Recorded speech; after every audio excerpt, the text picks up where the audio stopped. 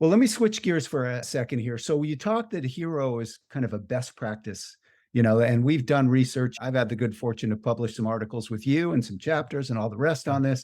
We continue to hope that we are doing good around trying to provide best practices.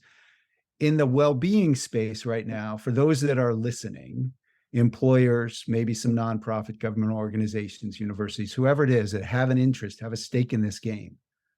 I'll let you riff on a little bit of what do you see as best practices in this Mm, space as it's evolved? yeah.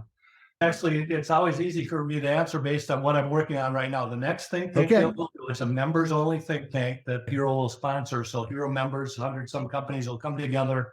We're going to be down in North Carolina in Chapel Hill. And we are examining the total health worker premise. And the total health worker premise asks mostly, there's 10 centers of excellence in the nation that NIOSH is funded to go after this question of what does total worker health look like.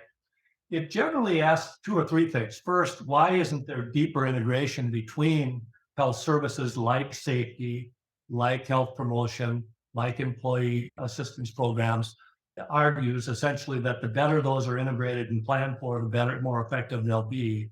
But if there's a shift going on our field, and sign me up for this shift if it is happening, it's that where this field was built over the last 20 years of looking at employee health and how to improve employee health such that it'll improve their productivity and reduce healthcare costs and help manage the healthcare cost burden.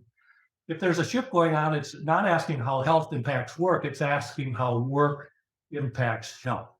And more specifically, these NIOSH centers are really interested in work redesign, really interested in the environment, really interested in the conditions of work, really interested in like what our last think tank was about, hybrid workforces and what those changing dynamics of the workforce itself, the work space itself, the work itself, how that's impacting mental health more generally.